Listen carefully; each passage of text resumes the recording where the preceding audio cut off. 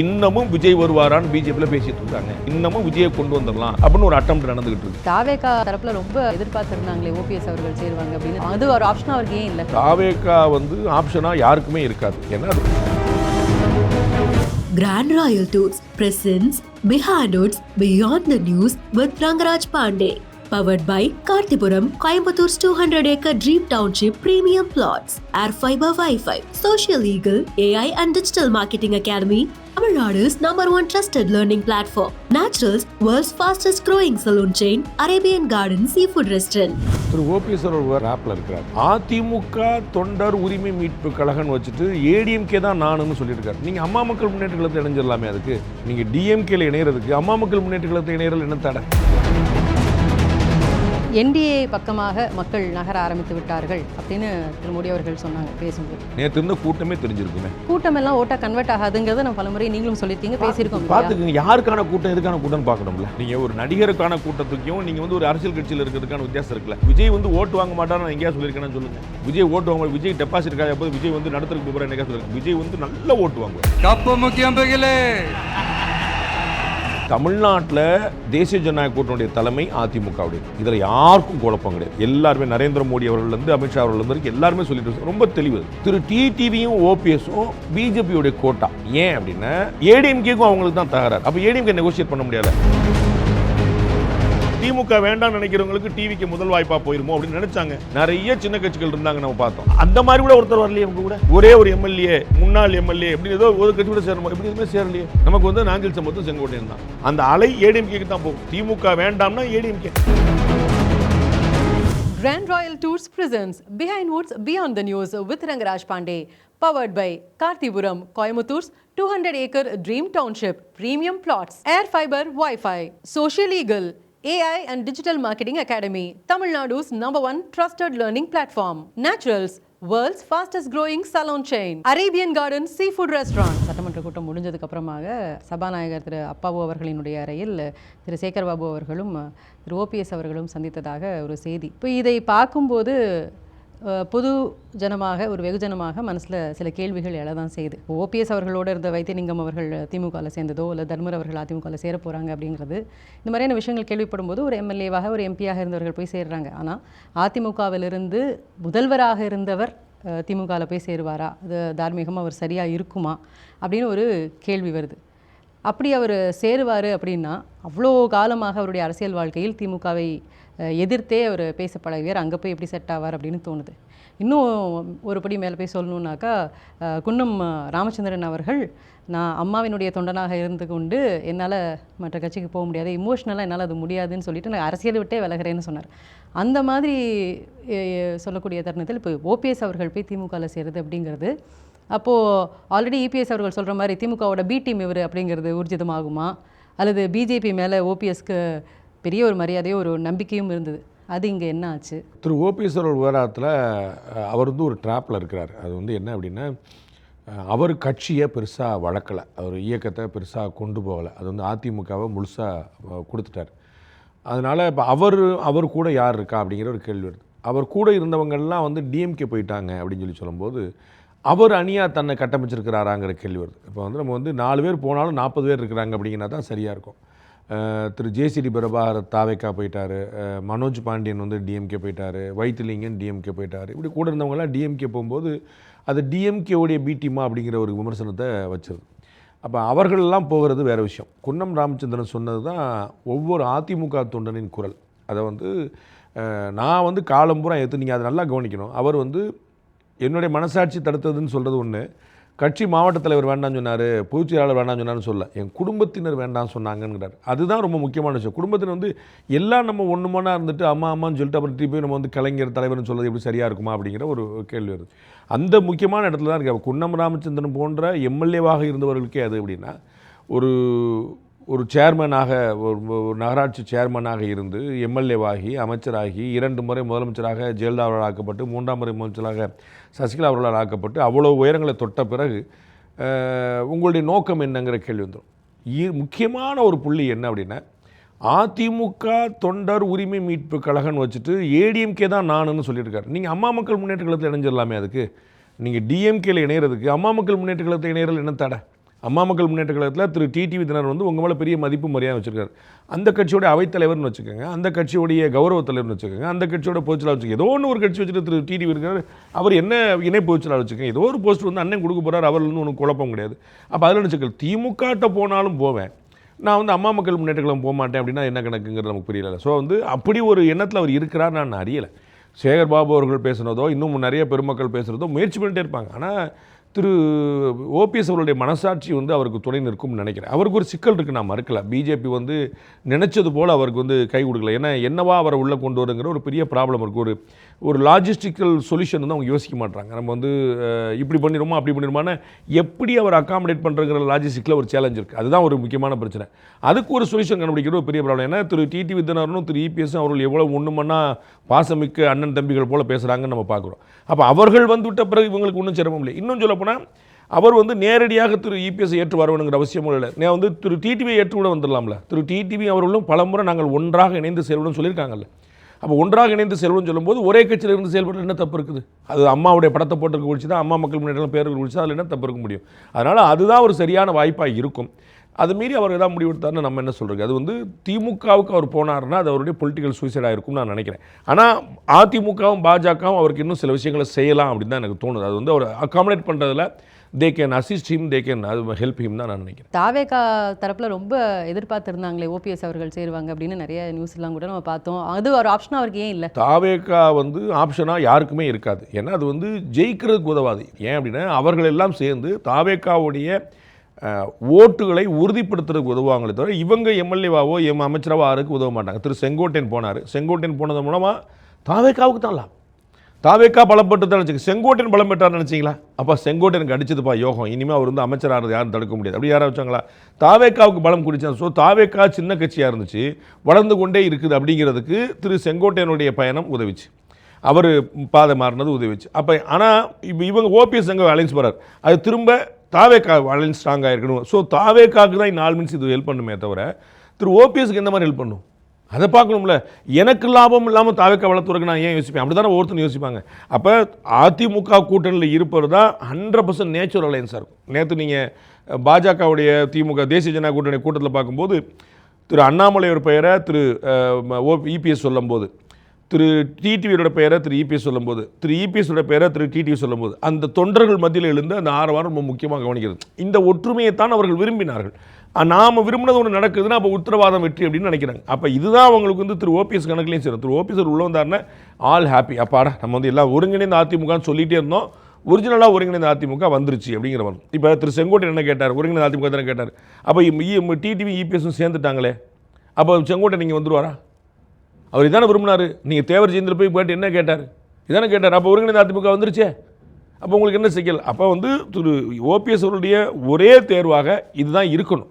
But அதை மீறி நினைச்சுன்னா இந்த இடத்துல ஏடிஎம்கேவும் பிஜேபியும் செய்ய வேண்டிய சில இருக்குன்னு நான் சேர்த்தே சொல்கிறேன். அவங்களுக்கு ஒரு சில கடமைகள் இருக்குது. என்ன பிஜேபி என்ன கேட்டாலும் திரு ஓபிஎஸ் செஞ்சு கொடுத்தார், அதை மறந்துட முடியாது. டெல்லியிலையும் சென்னையில் இருக்கக்கூடிய எந்த பாஜக தலைவரும் அதை மறுக்க மாட்டாங்க.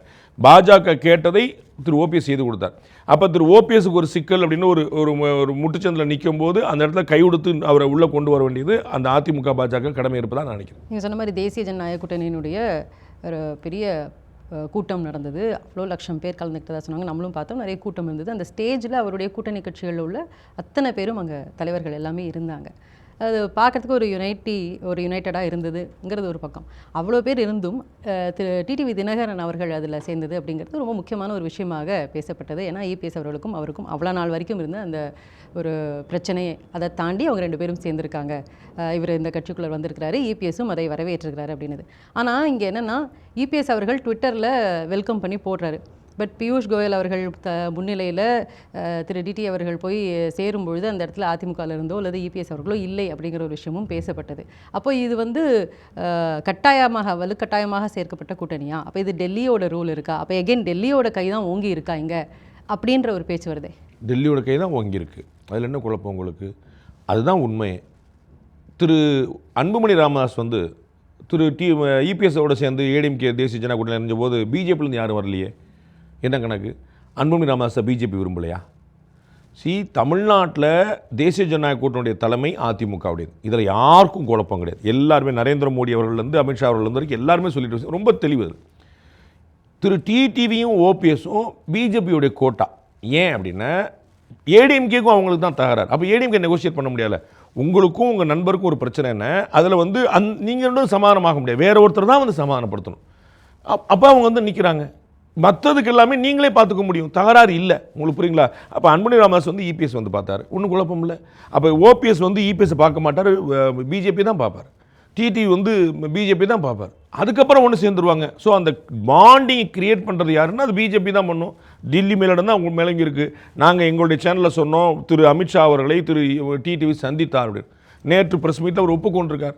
நான் அமித்ஷா அவர்களை சந்தித்த பிறகுன்னு சொல்லிட்டார். அவர் வந்து நரேந்திர மோடி பாரத பிரதமர் நீங்கள் எல்லாரும் ஒற்றுமையாக இருக்கணும்னு விரும்புகிறார் அப்படின்னா, சரி பிரதமர் சொல்கிறாருன்னு சொல்லிட்டீங்க, நான் சரின்னு சொல்லிட்டேன். அதை தான் நாங்கள் சொன்னோம். அவர் சந்திச்சாருன்னு சொல்லிச்சிருக்கோம், சந்திச்சா முன்னாடி சொன்னோம், சந்திச்சாருங்கிற உண்மையாச்சு. அப்போ BJP has to play role. நான் உங்களுக்கு சொன்னேனே, திரு ஓபிஎஸ் அவர்களை உள்ளே கொண்டு வரதுக்கு பாஜக ஒரு கடமை இருக்குன்னு சொன்னேனே. ஏன் அதிமுகவுக்கும் அவருக்கு தான் தகராறே. அப்போ பாஜக அந்த கேட்டலிஸ்ட் ரோல் ப்ளே பண்ணணும். அப்போ பாஜக செய்யணும், அதனால தான் சொன்னாங்க. அப்போ அங்கேயே இபிஎஸ் யாருமே இல்லை. அப்போ இபிஎஸ் வந்து நீங்கள் இபிஎஸ் அவரும் அக்கம் மக்களுக்கும் ப்ரெஸ் மீட் கொடுத்தாங்களா, அது உங்கள் கண்ணில் தெரியலையா? எது நீங்கள் பார்ப்பீங்க? நேற்று சண்டை போட்டதா இன்றைக்கி ஒற்றுமையாக இருந்ததா? இன்றைக்கி ஒற்றுமையாக இருக்கும்போது நேற்று சண்டை போட்டதா உங்கள் கண்ணில் தெரியுது அப்படின்னா, அவர் திரு இபிஎஸ் அதுக்கு அழகாக பதில் சொல்லிட்டார். அதுவும் நாங்கள் ஏற்கனவே பலமுறை சொன்னதான். திரு வைகோ அவர்கள் காங்கிரஸை பேசாத பேச்சு கிடையாது, திரு வைகோ அவர்கள் திமுகவை பேசாத பேச்சு கிடையாது. அவர்களெல்லாம் ஒற்றுமையாக இருக்க முடியுது. அப்போ அவர்களெல்லாம் ஒற்றுமையாக இருக்கிறார்கள் ஃபார் எ காமன் அஜெண்டா. அப்போ இவங்க ஏன் ஒற்றுமையாக இருக்கக்கூடாது?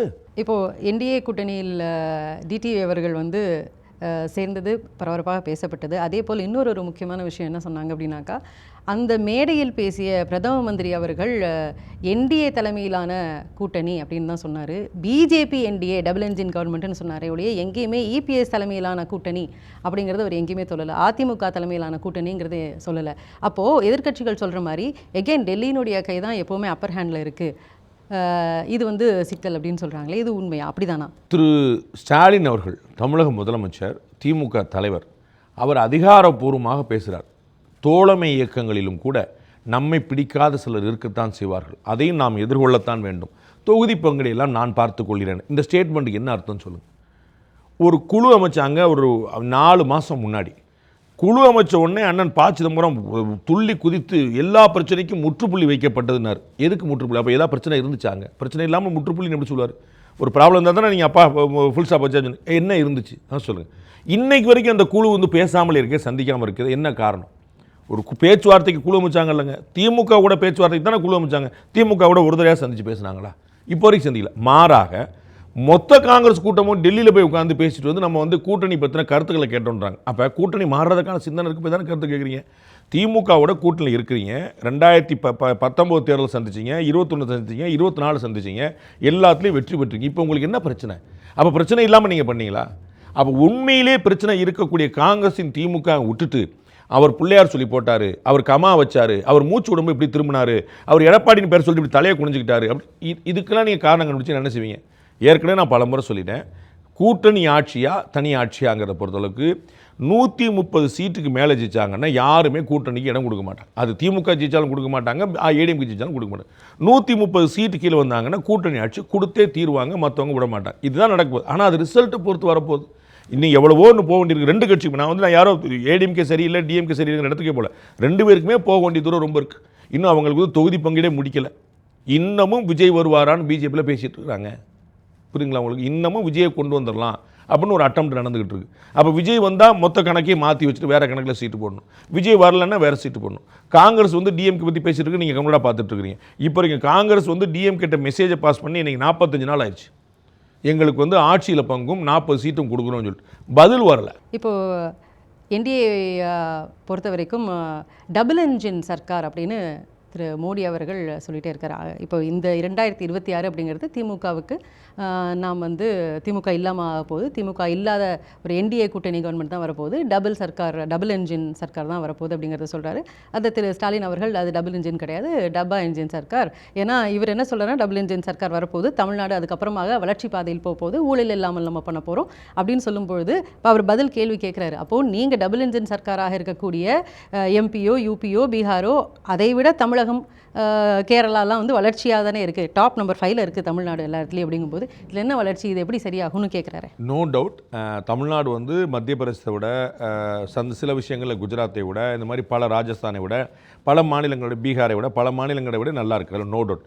ஆனால் வளர்ச்சி வேகம்னு ஒன்று பார்க்கணும். ஒன்று நீங்கள் 2 பாயிண்ட் பார்க்கணும். ஒன்று உங்களுடைய கரண்ட் ஜிடிபி என்ன, இது ஃபேக்ட். நம்ம வந்து பொருளாதார வளர்ச்சியில் நம்ம டாப் 5ல எப்பயுமே இருந்துகிட்டு இருக்கோம். அது வந்து திமுக ஆட்சியில் இல்லை, ஏடிஎம்கே ஆட்சியில் இல்லை, எப்பயுமே இருந்துட்டு இருக்கோம். கடந்த ஒரு 20-25 வருஷமாக இருந்துகிட்டு இருக்கோம்.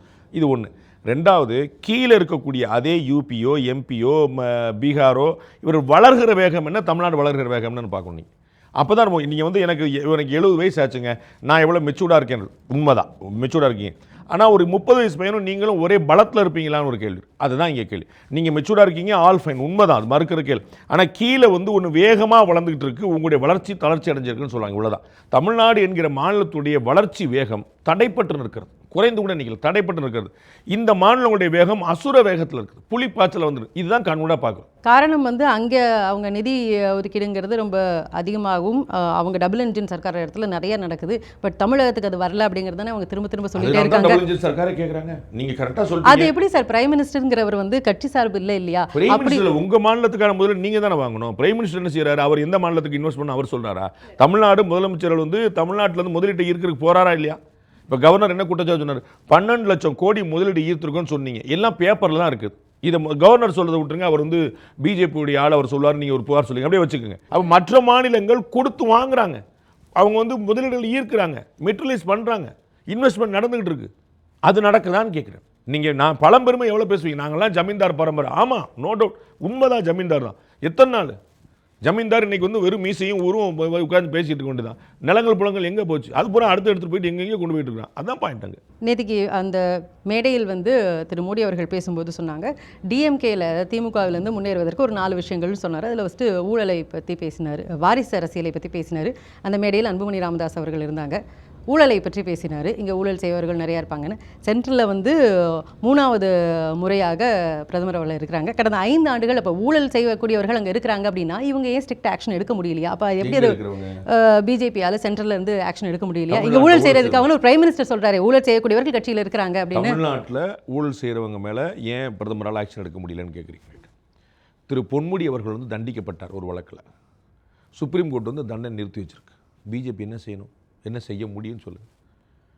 அவங்க கேஸை தான் நடத்த முடியும். இந்த சட்டம் ஒழுங்கு ஊழல் சமாச்சாரம்லாம் ஸ்டேட் கவர்மெண்ட்டில் இருக்குது. இதில் ஏதாவது ஒன்று ஈடி எடுக்கணும். ஈடி எடுத்துகிட்டு போனால் சுப்ரீம் கோர்ட் தடுத்தது. ப்ரொடியூசர் ஒரு கேஸ் ஒன்று ஓடி போயிட்டு இருந்துச்சு. இவங்க திமுக குடும்பத்துக்கு வேண்டப்பட்ட ப்ரொடியூசர் குடும்பத்துக்கு அவங்க மேலே ஈடி எடுத்தாங்க. ஈடி மேலே பாஞ்சு சுப்ரீம் கோர்ட் தடுத்துருச்சு. பொன்முடி நான் உங்களுக்கு சொன்னேன், சுப்ரீம் கோர்ட் ஸ்டே பண்ணிருச்சு. திரு கே சார் மேலே கேஸ் இருந்துச்சு, கோர்ட் என்ன சொல்லியிருக்குன்னு பாருங்கள். திரு அனிதா ராதாகிருஷ்ணன் மேலே கேஸ் ஓடிட்டு இருக்கு தூத்துக்குடியில். ஈடி வந்து நான் ஜாயின் பண்ணிக்கிறேங்கன்னு சொல்லிச்சு, கோர்ட் இன்னும் அனுமதிக்கலை. என்ன செய்ய முடியும்? கோர்ட் தடுத்துட்டு போனால் இவங்க என்ன செய்ய முடியும்? இவங்க நாங்களாம் பிஜேபிக்காரங்க, கேஸ் அப்படி தான் போடுன்னு சொல்ல முடியுமா? எல்லாத்தையும் சட்டப்படி தானே கொண்டு போக முடியும். 99% வழக்குகள் தமிழ்நாடு அரசு தான் பண்ண முடியும். அப்போ ஏன் பண்ணல? ஏடிஎம்கேல முன்னாள் அமைச்சர்கள் மீது தமிழ்நாடு அரசு வழக்கு போட்டுச்சுல, என்ன டெவலப் பண்ணிருந்துச்சு? அப்போ தமிழ்நாடு அரசுட்டு தான் வழக்குகள் இருக்குது. 4-5 கேஸ் தான் ஈடிட்ட போகும். ஈடியில் போன கேஸ் போனால் சுப்ரீம் கோர்ட் தடுத்து வச்சு. இன்னும் என்ன செய்ய முடியும்னு நினைக்கிறீங்க நீங்கள் சொல்லுங்கள்? இடி எல்லாமே சென்ட்ரல் கவர்மெண்ட்டினுடைய ஈடி வந்து சென்ட்ரல் கவர்மெண்ட் கைப்பாவே வச்சுக்கோங்க பாஸ். நான் வேண்டாம் சொல்லியே. ஈடி வந்து சென்ட்ரல் கவர்மெண்டைய ஏவலால், கைப்பாவை, காவலால் வச்சு சுப்ரீம் கோர்ட் தடை பண்ணிருச்சுன்னு நான் சொல்ல வரேன். என்ன செய்ய சொல்கிறீங்க? ஈடி என்ன செய்யணும்னு சொல்லுங்கள். இல்லை பிஜேபி சொல்லுங்கள். ஈடி வந்து கைப்பாவை, மைப்பாவை, ரைட், ஓகே, அதெல்லாம் ஃபைன். தடுத்தது சுப்ரீம் கோர்ட், ஸ்டே கொடுத்துருக்கு. என்ன செய்யலாம் இப்போ? அதில் நீங்கள் இப்போ நீதிமன்றம் தடுத்தா அவங்க கட்சி நடத்துகிறவங்க என்ன செய்வாங்க, ஆட்சி நடத்துகிறவங்க என்ன செய்வாங்க? முறைப்படி தான் திரும்பி வெக்கேட் பண்ணுங்கம்பாங்க, கேட்பாங்க, சண்டை போடுவாங்க, அப்படி தானே போக முடியும். அப்போ நீங்கள் அதுவாக ஒரு ஆள் மேலே கம்ப்ளைண்ட் பண்ணிட்டா எடுத்துகிட்டு தூக்கில் போட சாத்தியமே இல்லையே. ஜெயலலிதா மீதான கேஸ் 18 வருஷம் போச்சே. அப்போ என்ன பண்ணீங்க? இதான். அப்போ எல்லா ஒரு முறை இருக்குல்ல. அப்பீல் மேலே அப்பீல் மேலே ராஜீவ்காந்தி கொலை வழக்கில் போட்டாங்கல்ல, எவ்வளோ கேஸ், எவ்வளோ அப்பீல். உங்களுக்கு விவரம் தெரிஞ்ச வயசுலேருந்து ராஜீவ்காந்தி கேஸை பார்த்துருப்பீங்க. அப்போ நீதிமன்றம் ஜனநாயகப்படி அவர்களுக்கு இருக்கக்கூடிய உரிமையை அனுமதிச்சு தான் ஆகணும். நீதிமன்றம் அனுமதிக்கும் போது அரசாங்கம் என்ன செய்யும்? நீதிமன்றத்தை வந்து திமுக மாதிரி இம்பீச்மெண்ட் கொண்டு சொல்லி மிரட்டணுமா? ஜிஆர் சுவாமிநாதன் மேலே சண்டைக்கு போனாங்க. நீதிமன்றம் வந்து காவி மன்றம் ஆயிடுச்சு, ஆர்எஸ்எஸ் மன்றம் ஆயிடுச்சுன்னு எவ்வளோ பகிரங்கமாக விமர்சனம் பண்ணாங்க, புஸ்தகம் வெளியிட்டாங்க. அந்த மாதிரி செய்யணுமா? அப்போ நீங்கள் ஒரு அரசாங்கத்துக்கு ஒரு வரையறை இருக்குல்ல. ஈடி கையில் இருக்கு, ஈடி வந்து சுற்றுமா படக்குன்னு எல்லாரையும். என்டிஏ பக்கமாக மக்கள் நகர ஆரம்பித்து விட்டார்கள் அப்படின்னு திரு மோடி அவர்கள் சொன்னாங்க பேசும்போது. என்ன கள நிலவரம், என்ன மாதிரி அந்த பாசிட்டிவ் வேவ் எப்படி காமிக்குது? அது எதை நேற்று இருந்த கூட்டமே சொல்லியிருப்பாங்களே. நேற்று இருந்த கூட்டமே தெரிஞ்சிருக்குமே. கூட்டமெல்லாம் ஓட்டா கன்வெர்ட் ஆகாதுங்கிறத நான் பலமுறை நீங்களும் சொல்லியிருக்கீங்க, பேசியிருக்கோம் இல்லையா? பார்த்துக்குங்க, யாருக்கான கூட்டம் எதுக்கான கூட்டம்னு பார்க்கணும்ல. நீங்கள் ஒரு நடிகருக்கான கூட்டத்துக்கும் நீங்கள் வந்து ஒரு அரசியல் கட்சியில் இருக்கிறதுக்கான வித்தியாசம் இருக்குல்ல. நடிகருக்கான கூட்டம் பெருங்கூட்டம். விஜய் வந்து ஓட்டு வாங்க மாட்டார்னு நான் எங்கேயா சொல்லியிருக்கேன்னு சொல்லுங்கள். விஜய் ஓட்டு வாங்க, விஜய் டெபாசிட் இருக்காது, எப்போது விஜய் வந்து நடத்துறதுக்கு போகிறார் என்னைக்கா சொல்லுங்கள். விஜய் வந்து நல்ல ஓட்டு வாங்குவார், நோ டவுட். நான் பல முறை சொல்லியிருக்கேன். ஆட்சியை பிடிக்க மாட்டார், எதிர்கட்சி தலைவர், இதுதானே சொல்லியிருக்கேன். விஜய்க்கு வந்து ஒரு ஓட்டு விடாது என்னைக்கா சொல்லுங்கள். நீங்கள் எடுத்து நீங்கள் ட்ராக்கருக்கு எடுத்து சார் நீங்கள் அன்னைக்கு சொன்னீங்கன்னு சொல்லி காட்டுங்க எனக்கு. விஜய் வந்து நல்ல ஓட்டு வாங்குவார், நான் 100 முறை சொல்கிறேன். ஆட்சியை பிடிக்க முடியாது, அவ்வளோதான். அவரை கூட்டம் வந்துச்சு, ஆமாம் அவரை பார்க்குற கட்டாயம் கூட்டம் வரும், அது என்ன குழப்பம். எங்கள் தெருக்கு வந்தாலும் நானும் பார்ப்பேன், விஜய் பார்க்க நான் கசக்கு தான் நல்லா பார்ப்பேன். அது வந்து எப்படி மோடியை பார்க்கணும், எடப்பாடி பார்க்குறோம், இதில் யார் நட்சத்திரம், யார் நடிகர்? இதில் அவங்க எவ்வளோ தூரம் சாரையாக நடந்து வந்தாங்க. குறைஞ்சபட்சம் ஒரு 2.5-3 லட்சம் பேர். நீங்கள் வந்து இன்டெலிஜென்ஸ் ரிப்போர்ட்டே கேட்டால் சொல்லுவாங்க 5 லட்சம் பேர் ஏடிஎம்கே அலைன்ஸ் கிளைம் பண்ணுது. சாதாரண 2.5-3 லட்சம் பேர் வந்திருப்பாங்க. எவ்வளோ தூரம் நடந்து வந்தாங்க தெரியுமா? வண்டி எங்கே பார்க் பண்ணியிருந்தாங்க. அப்போ இது வந்து அந்த ஒரு ஒரு ஒரு ஸ்திதப்பிரஜனா இல்லாமல், என்னுடைய ஒரு வைராக்கியமாக இல்லாமல் எப்படி போவாங்கன்னு நினைக்கிறீங்க? அவங்கெல்லாம் அவங்க ஹாப்பி ஆகிட்டாங்க. அப்பாடா வந்துருச்சுடா அலையன்ஸ். நரேந்திர மோடி முதல் முறை வர்றாரா தமிழ்நாட்டுக்கு? கடைசி முறை வர்றாரா? இன்னும் 100 முறை வர போகிற எலெக்ஷனில். அப்போ எதுக்கு இவ்வளோ பெரிய கூட்டம்? அலையன்ஸ் அமைஞ்சதை கொண்டாடுறாங்க. அப்பாடா இது தாண்டா கேட்டுட்டு இருந்தோம், நல்ல வேலை அமைஞ்சது அப்படின்ட்டு அந்த கொண்டாட்டத்தை வெளிப்படுத்துகிறாங்க. கூட்டம் ஓட்டாக மாறுது இல்லையான்னு பாருங்கள். ஏடிஎம்கே ஒரு நல்ல அலையன்ஸ் வச்சா என்ன லாபம்? திமுக மீது இருக்கக்கூடிய அதிருப்தி அலை ஏடிஎம்கே கிட்ட ஓடி வரும், அவ்வளோதான். முன்னாடி வந்து டிவிகேவா டிஎம்கேவான்னு சொல்லிட்டு இருந்தாங்க, டிவிகே தான் சொல்லிட்டு இருந்தாங்க. ஆனால் டிவிக்கு பெரிய அளவில் ஓட்டை பிளக்கிறது ஏடிஎம்கேக்கான ஒரு ஆபத்தாக பார்க்கப்பட்டது. இப்போ வந்து டிவிக்கே தனியான இருக்குது. இன்னைக்கு வரைக்கும் நம்ம பேசிக்கிற நிமிடம் வரைக்கும் ஒரு கட்சி, ஒரு குட்டி கட்சி கூட போல. இதில் நம்ம என்டி அலையன்ஸில் நீங்கள் நிறைய சின்ன கட்சிகள் சரி யாராவது பேரை சொன்னால் வருத்தமாயிருவாங்க, நிறைய சின்ன கட்சிகள் இருந்தாங்க நம்ம பார்த்தோம். அந்த மாதிரி கூட ஒருத்தர் வரலையே அவங்க கூட. ஒரே ஒரு எம்எல்ஏ, முன்னாள் எம்எல்ஏ எப்படி ஏதோ ஒரு கட்சி கூட சேரணும், இப்படி எதுவுமே சேரலையே. அப்போ நீங்கள் என்ன எதிர்பார்த்து? அவர் வருவார், இவர் வருவார், இவர் அவரை கூட்டு வருவார், அவர் எவ்வளோ சொன்னீங்களே, எவர் வந்தார்? நமக்கு வந்து நாஞ்சில் சம்பத்தும் செங்கோட்டையன் தான். அப்போ ஆட்டோமேட்டிக்காக திரு நரேந்திர மோடி அவர்கள் குறிப்பிட்டது போல் அந்த அலை ஏடிஎம்கேக்கு தான் போகும். திமுக வேண்டாம்னா ஏடிஎம்கே, அது ஆபீஸ் ஆச்சு. திமுக வேண்டாம்னு நினைக்கிறவங்களுக்கு டிவிக்கு முதல் வாய்ப்பாக போயிருமோ அப்படின்னு நினச்சாங்க. அது இல்லைன்னு கண்கூட நீங்கள் பார்க்க போகிறீங்க.